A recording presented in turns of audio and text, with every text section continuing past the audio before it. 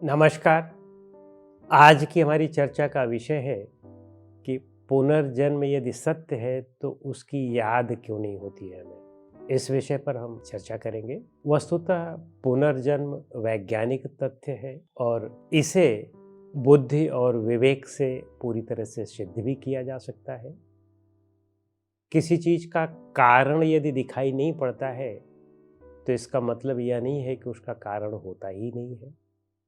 तो पुनर्जन्म तो एक वैज्ञानिक तथ्य सिद्ध होता है। अब बात होती है कि उसकी याद हमें क्यों नहीं होती है। वस्तुतः हम यानी हमारा यह जो शरीर है वह जड़ और चेतन का संयोग है, पुरुष और प्रकृति का संयोग है। पुरुष और प्रकृति ये दोनों अलग अलग तत्व हैं, इनके स्वभाव अलग हैं, इनके गुण अलग हैं, लेकिन इन सब के बावजूद जो हमारा अपना स्वरूप है वह तो पुरुष ही है, हम प्रकृति नहीं है। और शरीर, मन, बुद्धि, अंतःकरण ये सब प्रकृति के ही कार्य हैं। और जितनी भी स्मृतियां हैं, संस्कार हैं, वासनाएं हैं, यह सब सूक्ष्म शरीर और इस स्थूल शरीर के ही माध्यम से संपादित होता है। यानी कहने का अभिप्राय है कि पुरुष में ये सब चीजें नहीं है और हम पुरुष हैं। तो जब हम पुरुष हैं और हम में ये नहीं हो रहा है, यह प्रकृति में हो रहा है, हमारे स्वरूप में यह नहीं है, तो स्वाभाविक सी बात है कि स्मृतियां भी हमारे स्वरूप में नहीं है। तो इसलिए स्मृतियां वे जो है कभी कभी हमें याद रहती हैं, कभी कभी भूलती रहती हैं। महर्षि पतंजलि स्मृति को कैसे परिभाषित करते हैं? वे कहते हैं कि अनुभूत विषया असंप्रमोषः स्मृति। जो अनुभव किए हुए विषय हैं उनका प्रकट हो जाना ही स्मृति है।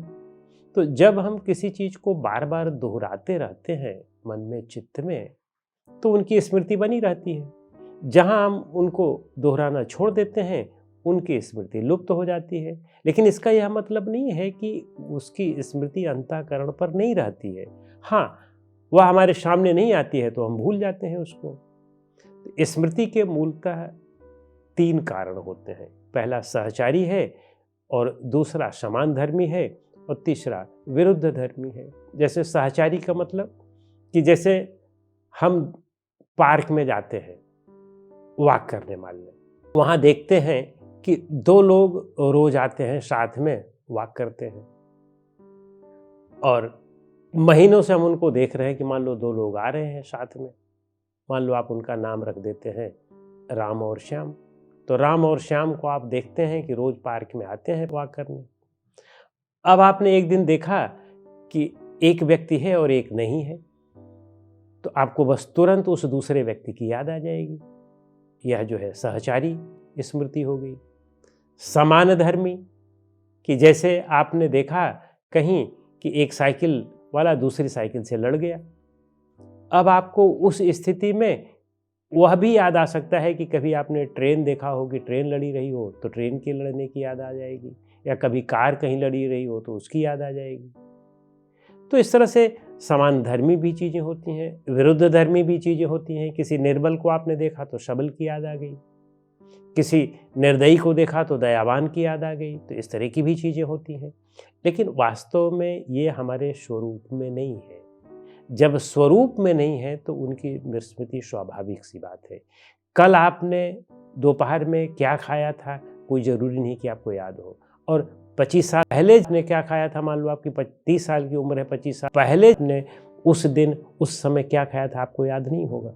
तो इस जन्म की ही जब चीज़ें भूलती रहती हैं तो पहले जन्म का तो हमारे पास शरीर भी इस समय नहीं है, और पहले जन्म की कोई भी चीज़ भी नहीं है। जो हमारे साथी लोग थे, जो हमारे मित्र लोग थे, जो हमारी चीज़ें थी, वह भी अब हमारे पास नहीं है।